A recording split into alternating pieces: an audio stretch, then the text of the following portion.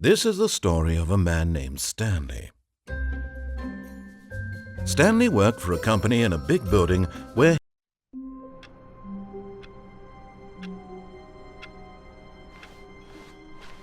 all of his co-workers were gone. What could it mean? Stanley decided to go to the meeting room. Perhaps he had simply missed a memo.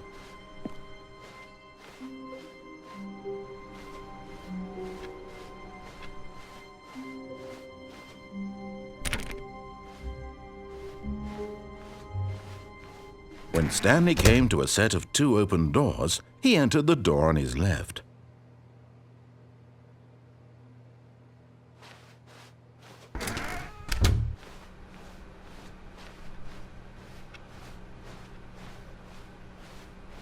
Yet there was not a single person here either. Feeling a wave of disbelief, Stanley decided to go up to his boss's office, hoping he might find an answer there. Stanley stepped into the broom closet, but there was nothing here, so he turned around and got back on track.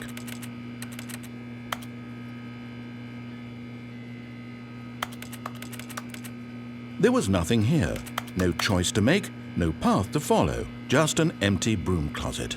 No reason to still be here.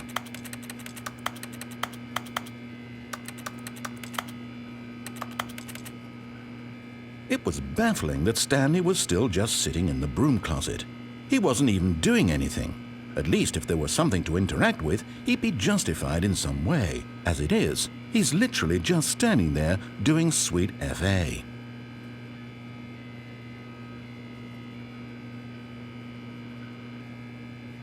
Are you really still in the broom closet? Standing around doing nothing? Why? Please offer me some explanation here. I'm genuinely confused.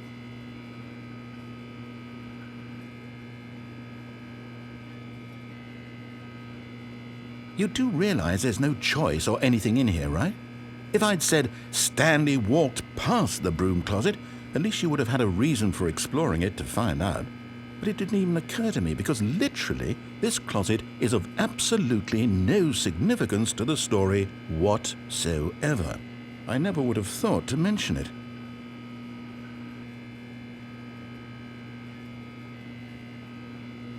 Maybe to you this is somehow its own branching path. Maybe when you go talk about this with your friends you'll say, "Oh, did you get the broom closet ending? The broom closet ending was my favorite." I hope your friends find this concerning.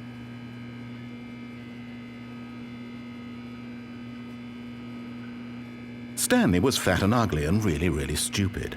He probably only got the job because of a family connection. That's how stupid he is. That or with drug money.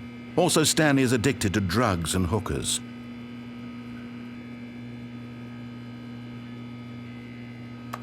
Well, I've come to a very definite conclusion about what's going on right now. You're dead. You got to this broom closet, explored it a bit, and were just about to leave because there's nothing here when a physical malady of some sort shut down your central nervous system and you collapsed in front of your screen. Well, in a situation like this, the responsible thing is to alert someone nearby so as to ensure that your body is taken care of before it begins to decompose. Hello? Anyone who happens to be nearby? The person at this computer is dead. They have fallen prey to any number of your countless human physiological vulnerabilities. It's indicative of the long-term sustainability of your species. Please remove their corpse from the area and instruct another human to take their place, making sure they understand basic first-person video game mechanics and filling them in on the history of narrative tropes in video gaming, so that the irony and insightful commentary of this game is not lost on them. All right, when you've done that, just step out into the hallway.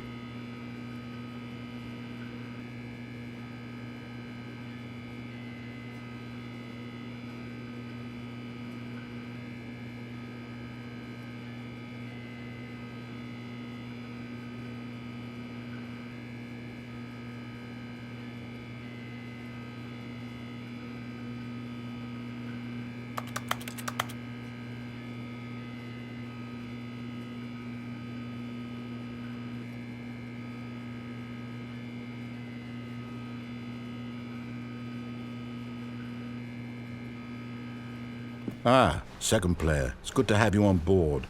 Coming to a staircase, Stanley walked upstairs to his boss's office.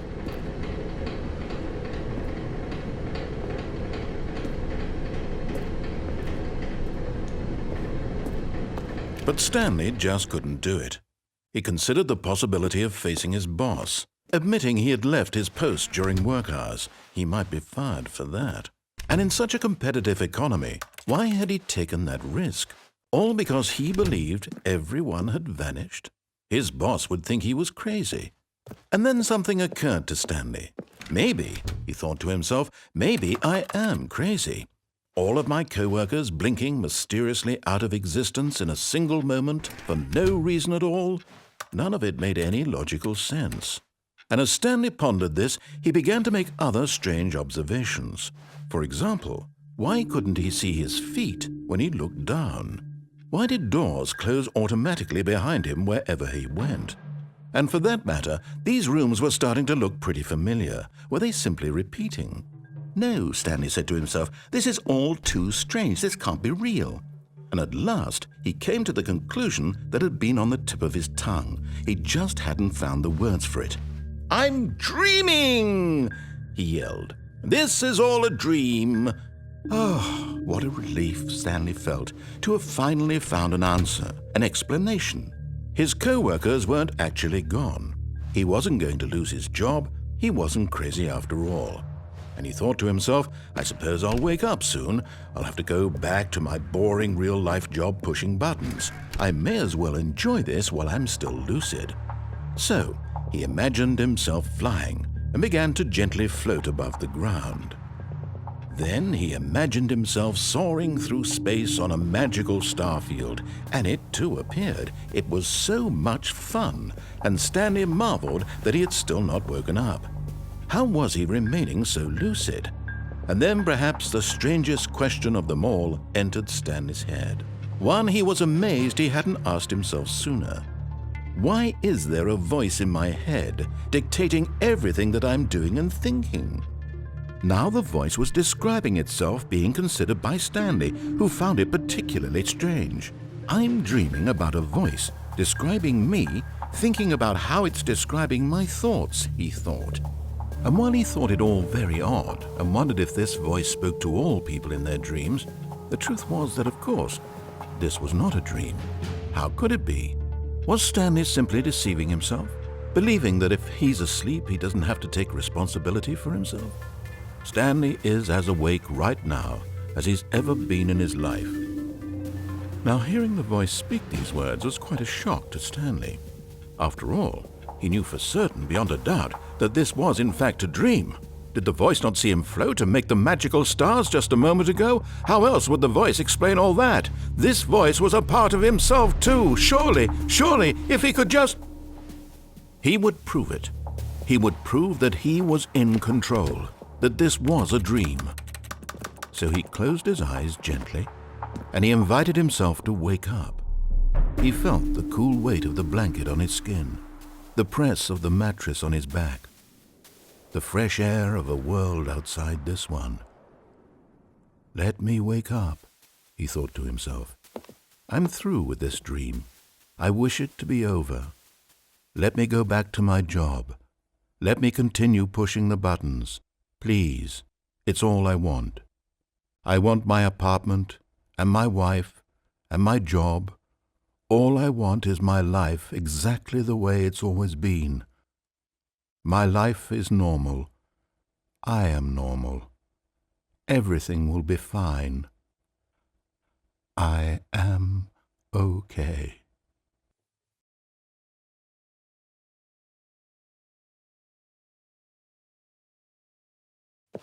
Stanley began screaming. Please, someone, wake me up. My name is Stanley.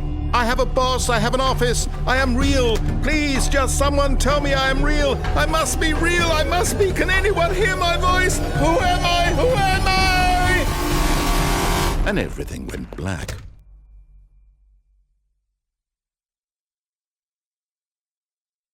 This is the story of a woman named Mariella.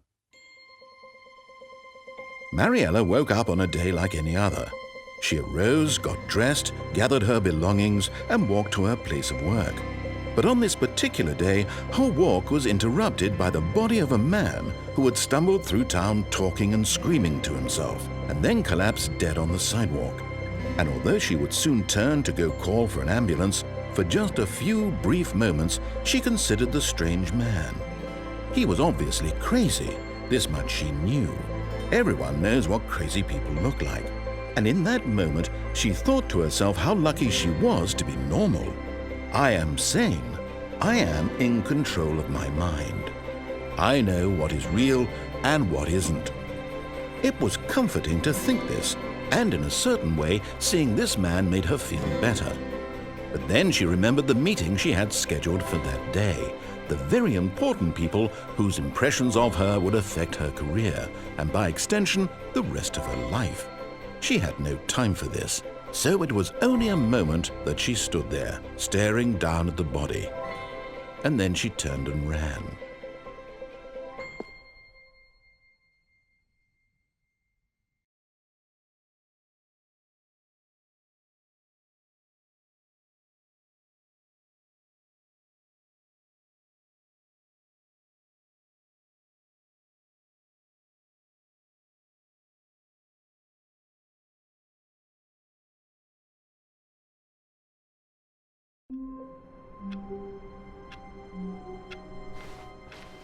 All of his co-workers were gone. What could it mean? Stanley decided to go to the meeting room. Perhaps he had simply missed a memo.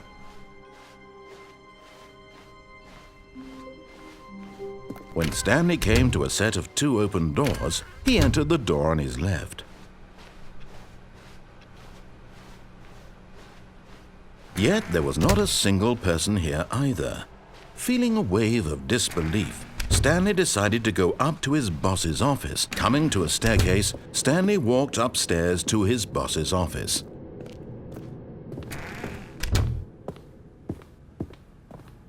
Stepping into his manager's office, Stanley was once again stunned to discover not an indication of any human life. Shocked, unraveled, Stanley was in such a rush to get through the story as quickly as possible, he didn't even have a single minute to just let the narrator talk. That kind of anxiety isn't healthy, so he relaxed for a few moments with some calming New Age music.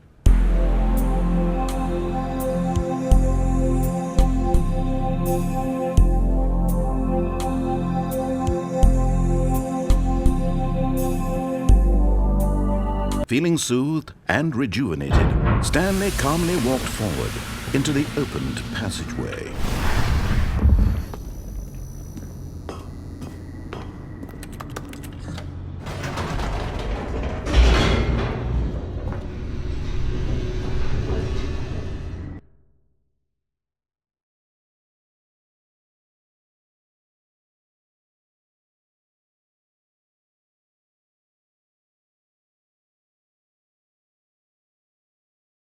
Descending deeper into the building, Stanley realized he felt a bit peculiar. It was a stirring of emotion in his chest, as though he felt more free to think for himself, to question the nature of his job. Why did he feel this now, when for years it had never occurred to him? This question would not go unanswered for long. Stanley walked straight ahead through the large door that read Mind Control Facility.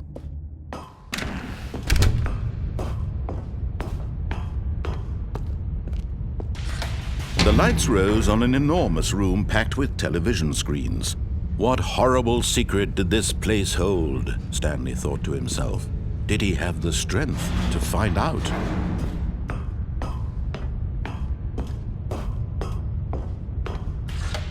Now the monitors jumped to life, their true nature revealed. Each bore the number of an employee in the building, Stanley's co-workers. The lives of so many individuals reduced to images on a screen, and Stanley, one of them, eternally monitored in this place where freedom meant nothing. This mind control facility, it was too horrible to believe. It couldn't be true. Had Stanley really been under someone's control all this time? Was this the only reason he was happy with his boring job? That his emotions had been manipulated to accept it blindly? No, he refused to believe it. He couldn't accept it. His own life in someone else's control? Never! It was unthinkable, wasn't it? Was it even possible? Had he truly spent his entire life utterly blind to the world? But here was the proof. The heart of the operation. Controls labeled with emotions. Happy, or sad, or content. Walking, eating, working. All of it monitored and commanded from this very place. And as the cold reality of his past began to sink in, Stanley decided that this machinery would never again exert its terrible power over...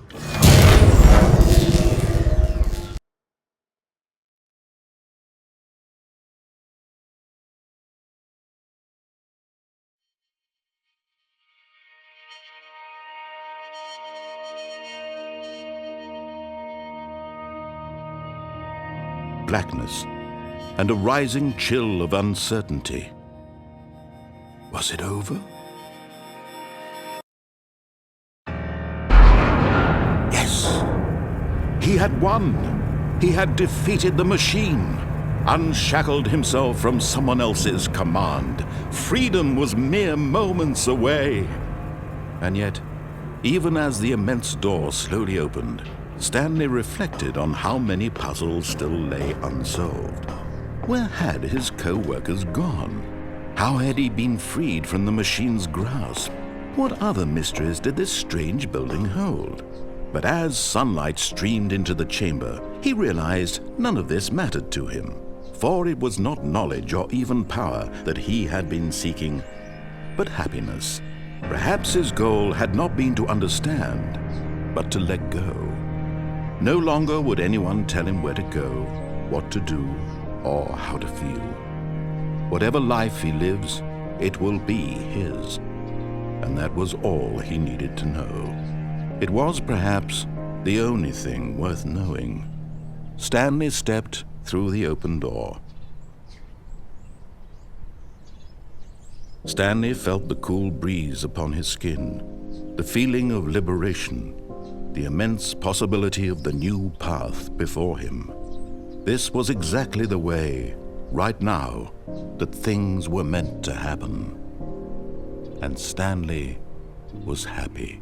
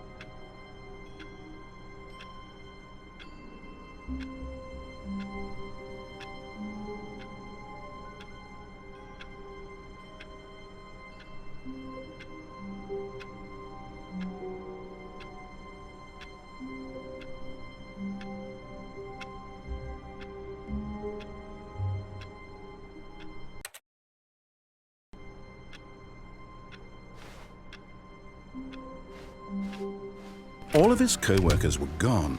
What could it mean? Stanley decided to go to the meeting room. Perhaps he had simply missed a memo.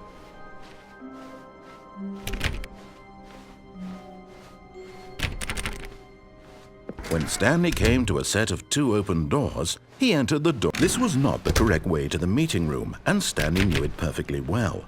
Perhaps he wanted to stop by the employee lounge first, just to admire it. Ah, yes, truly a room worth admiring. But eager to get back to business, Stanley took the first open door on his left. And so he detoured through the maintenance section, walked straight ahead to the opposite door, and got back on track.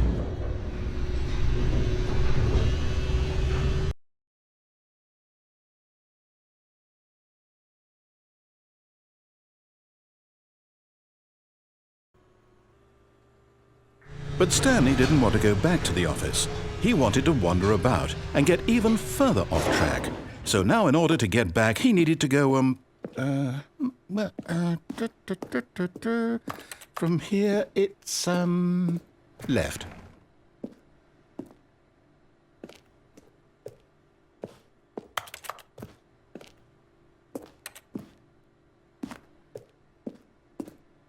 Oh, no, it's to the right, my mistake. No, not the right. Why would I have ever said it was to the right? What was I thinking? It's clearly... Oh, dear, would you hold on for a minute, please? Now, let's see. We went down right, left, down, left, right. Yep, okay, yes. I've got it now. This story is absolutely, definitely this way.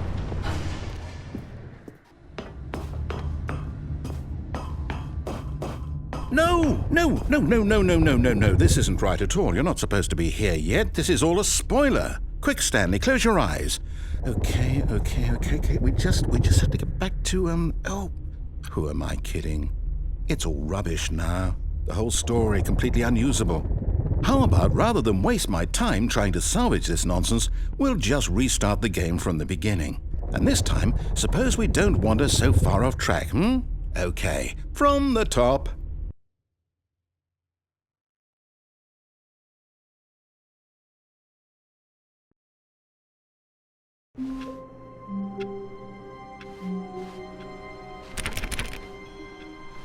All of his co-workers were gone. What could it mean? Stanley decided to go to the meeting room. Perhaps he had simply missed a memo.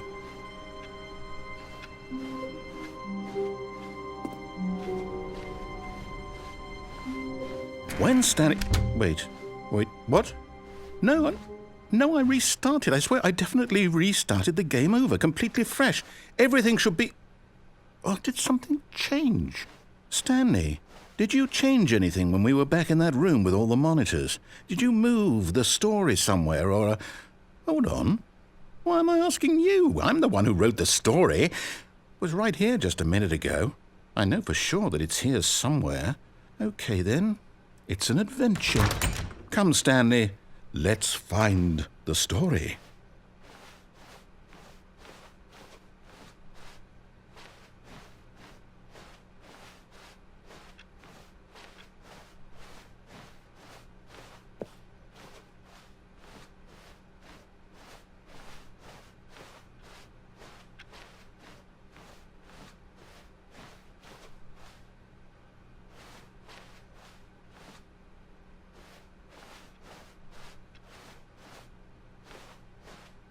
I'll say it.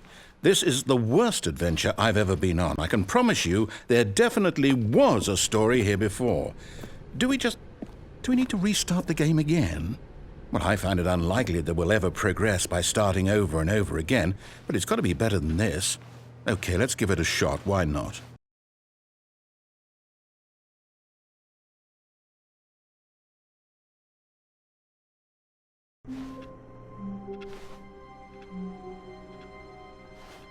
All of his co-workers were gone. What could it mean? Stanley decided to go to the meeting room. Perhaps he had simply missed a memo.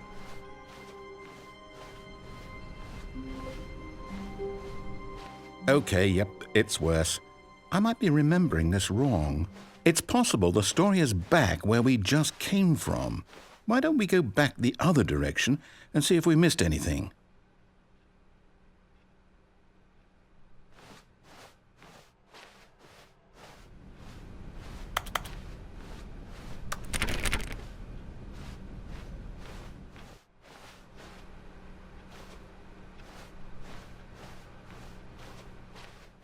Aha! I knew we'd miss something. The story. Here it comes. No, wait, never mind. Not the story. Okay, let's head back the other way and retrace our steps.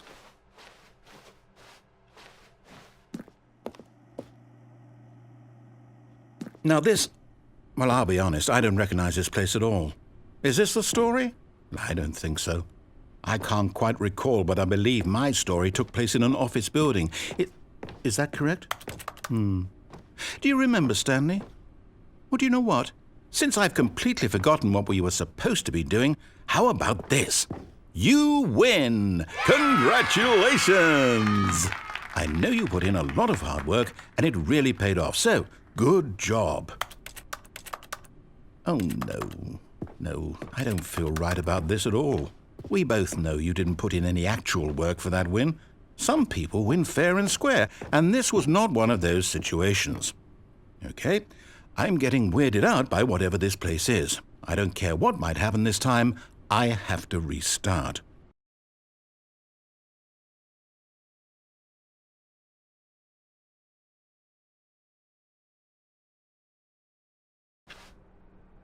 All right, I've got a solution. This time, to make sure we don't get lost, I've employed the help of the Stanley Parable Adventure Line. Just follow the line. How simple is that?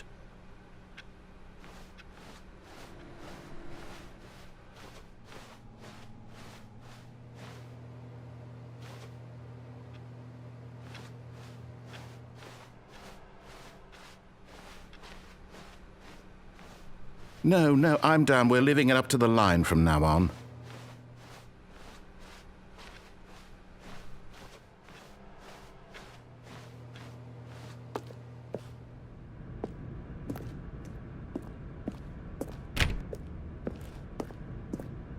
You see?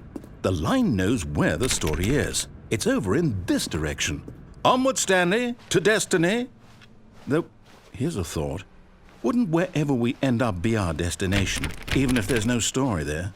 Or to put it another way, is the story of no destination still a story? Simply by the act of moving forward, are we implying a journey such that a destination is inevitably conjured into being via the very manifestation of the nature of life itself? Okay, Stanley, I need to follow this train of thought for a minute. Just stick with me. Now, we can both agree that the nature of existence is in fact a byproduct of one's subjective experience of that existence, right? Okay, now if my experience of your existence rests inside of your subjective experience of this office, is this office in fact the skeleton of my own relative experiential mental subjective construct? Whoa. Hang on. That got a bit weird back there. Well, I'd like to apologize. Not sure where I was going with all that. You know what? I think what we need right now is a bit of music to lighten the mood.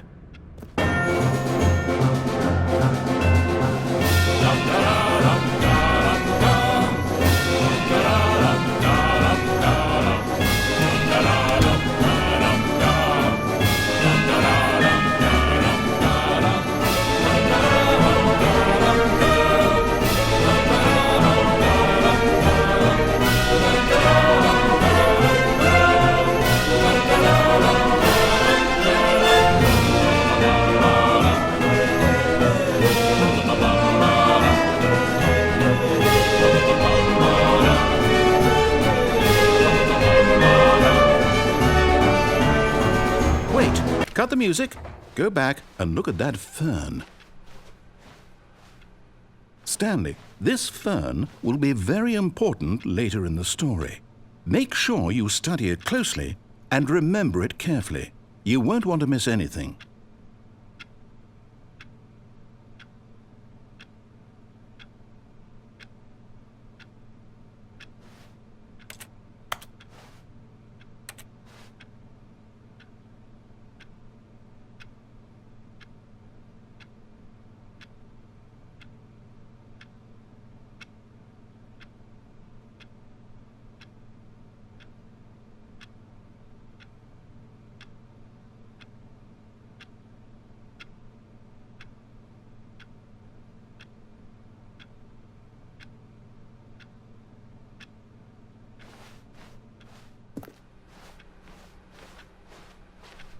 Wait, what? We're back at the office? No. Line, you do know we're looking for the Stanley Parable, right? The story? Is any of this ring? Oh, no, not again. Line, how could you have done this to us? And after we trusted you, after everything we've been through, you... Oh, I can't take this anymore. To hell with it. Restart.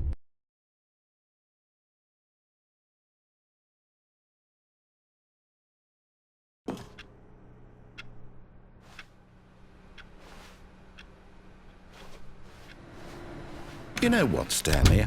I say forget the adventure line. What's it ever done for us? We're intelligent people, right? Why can't we make up our own story? Something exciting, daring, mysterious. Ooh, this all sounds perfectly doable. Why don't we simply start wandering in, well, I don't know. How about this direction?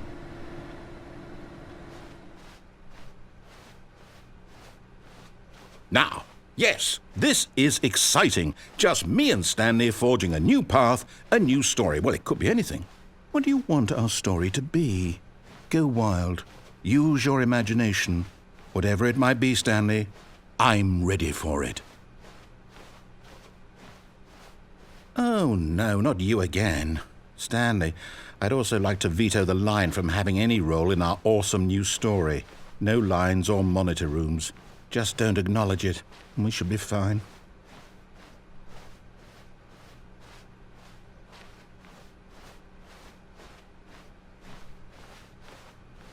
Ah, a choice. We get to make a decision. From here, the story is in our control.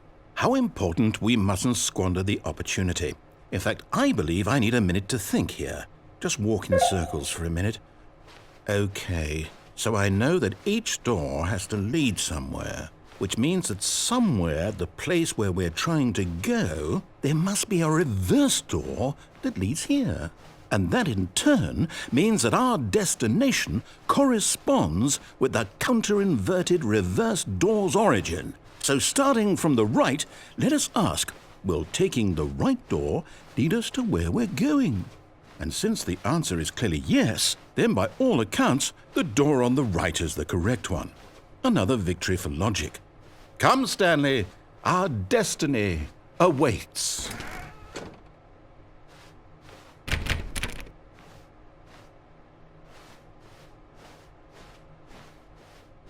Oh, hold up, what's this?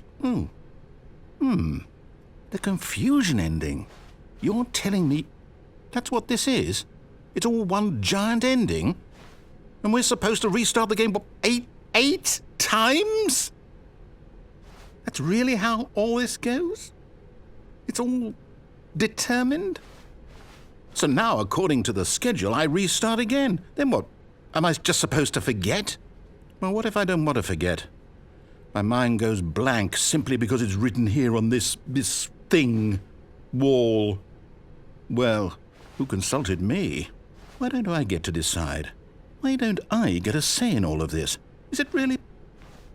No, it can't be. I don't want it to be.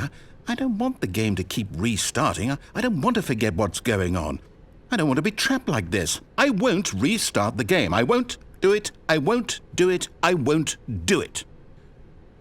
And the timer stopped? Does that mean, did we do it? Did we break the cycle? The, whatever it is that made this schedule? How would we even know? Will someone come for us? Will something happen? So, okay. I guess now we just wait, you know. I suppose in some way that this is a kind of story, wouldn't you agree? I'm not quite sure if we're in the destination or the journey, though they're always saying that life is about the journey and not the destination, so I hope that's where we are right now. We'll find out, won't we? Eventually. Well, in the meantime, if you...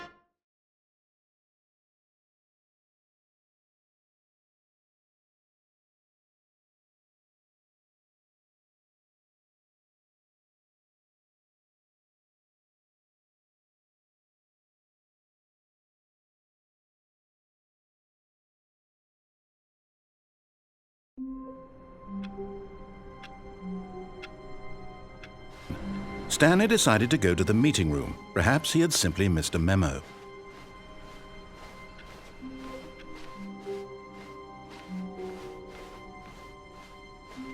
When Stanley came to a set of 2 open doors, he entered the door on his left.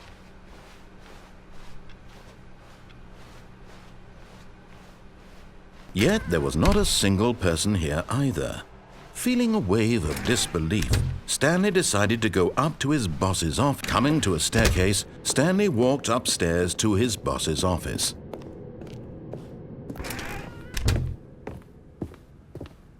Okay, I think we all know the drill by now. Blah, blah, blah. Dark secrets, the keypad, Stanley pushes some buttons. Oh, hey, look, it's a new passageway. Quelle surprise.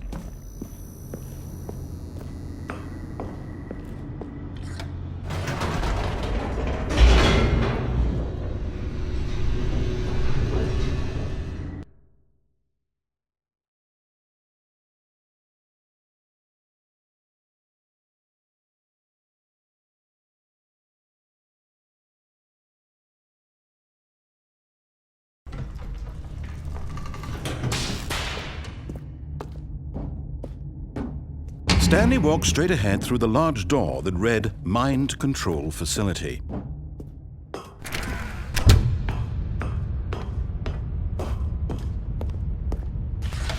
The lights rose on an enormous room packed with television screens. What horrible secret did this place hold? Stanley thought to himself. Did he have the strength to find out?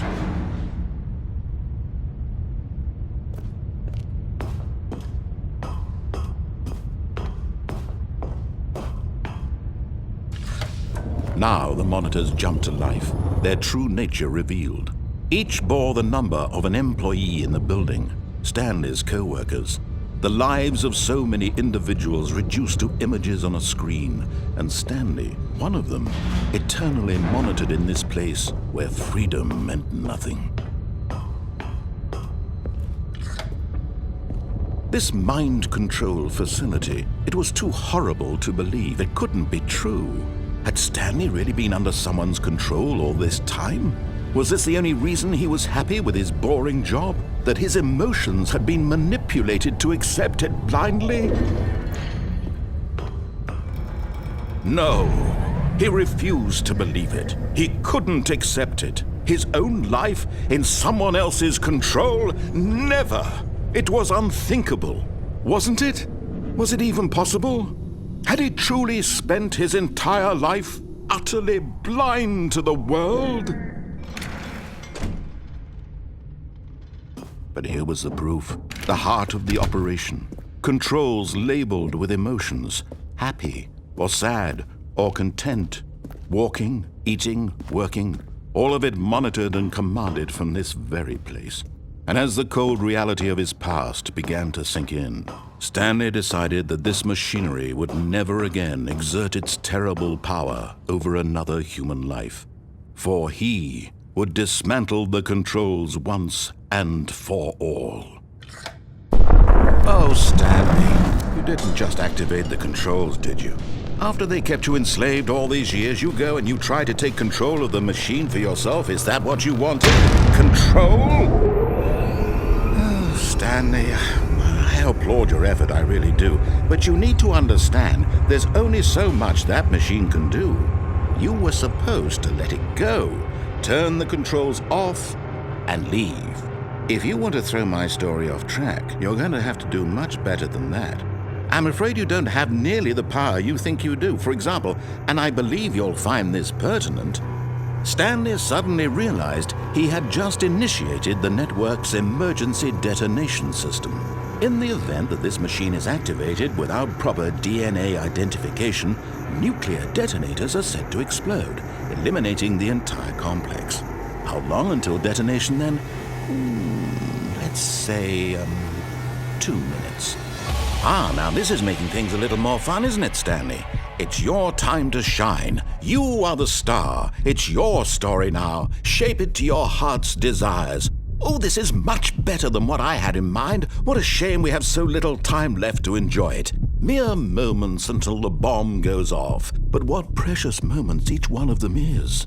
More time to talk about you, about me, where we're going, what all this means. I barely know where to start. What's that? You'd like to know where your co-workers are? A moment of solace before you're obliterated? All right, I'm in a good mood. You're gonna die anyway. I'll tell you exactly what happened to them. I erased them. I turned off the machine. I set you free. Of course, that was merely in this instance of the story. Sometimes when I tell it, I simply let you sit there in your office forever, pushing buttons endlessly and then dying alone. Other times, I let the office sink into the ground, swallowing everyone inside, or I let it burn to a crisp. I have to say this, though, this version of events has been rather amusing. Watching you try to make sense of everything and take back the control wrested away from you, it's quite rich. I almost hate to see it go. But I'm sure whatever I come up with on the next go-around will be even better. My goodness, only 34 seconds left. But I'm enjoying this so much. You know what? To hell with it. I'm going to put some extra time on the clock, why not? These are precious additional seconds, Stanley. Time doesn't grow on trees. Oh dear me, what's the matter, Stanley? Is it that you have no idea where you're going or what you're supposed to be doing right now? Or did you just assume when you saw that timer that something in this room was capable of turning it off? I mean, look at you. Running from button to button, screen to screen, clicking on every little thing in this room. These numbered buttons, no, these colored ones, or maybe this big red button, or this door. Everything, anything, something here will save me. Why would you think that, Stanley? That this video game can be beaten? Won? Solved? Do you have any idea what your purpose in this place is? Stanley, you're in for quite a disappointment. But here's a spoiler for you. That timer isn't a catalyst to keep the action moving along. It's just seconds ticking away to your death. You're only still playing instead of watching a cutscene because I want to watch you for every moment that you're powerless, to see you made humble. This is not a challenge, it's a tragedy. You wanted to control this world, that's fine. But I'm going to destroy it first, so you can't. Take a look at the clock, Stanley. That's 30 seconds you have left to struggle. 30 seconds until a big boom and then nothing. No ending here, just you being blown to pieces. Will you cling desperately to your frail life, or will you let it go peacefully? Another choice. Make it count. Or don't. It's all the same to me, all a part of the joke. And believe me, I will be laughing at every second of your inevitable life from the moment we fade in until the moment I say, happily ever up.